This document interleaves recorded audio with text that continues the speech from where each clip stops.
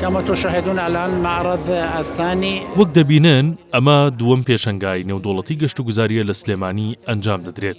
لە پێشەنگاکە کۆمەڵێک کۆمپانیای جیاوازی گەشتیاری ئێرانی بەشداریان کردووە.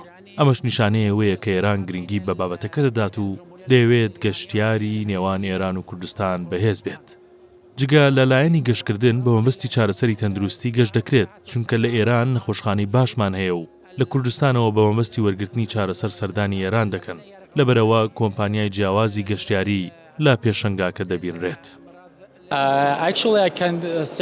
لە ڕاستیدا دەتوانم بڵێم لایەنی بابەتی بازرگانی لە نێوان ئەرمینیا و کوردستان بەباشی گەشەی سەردووە و جگەلەوە بە بڕی 200 ملیۆن دۆلار لەگەڵ عێراق کارمان هەیە.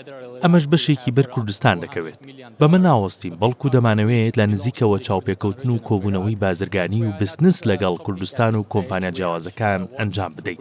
دوای 10 ڕۆژی دیکە کۆبوونەوەیەکی تر دێنینەوە بە بەشداری دەکەین لە پێشەنگاکە و لە نزیکەوە کۆبوونەوە و دیدار ئەنجام دەدەین. پێشتریش سەردانی کوردستانمان کردووە و لەو بارەیەوە قسەمان کردووە، وەک چۆن لە مانگی 2 ئەم ساڵ سەرۆکی ئەرمینیا سەردانی کوردستانی کرد و وەفدەکەیان لەگەڵ سەرۆکایەتی هەرێم کۆبوونەوە.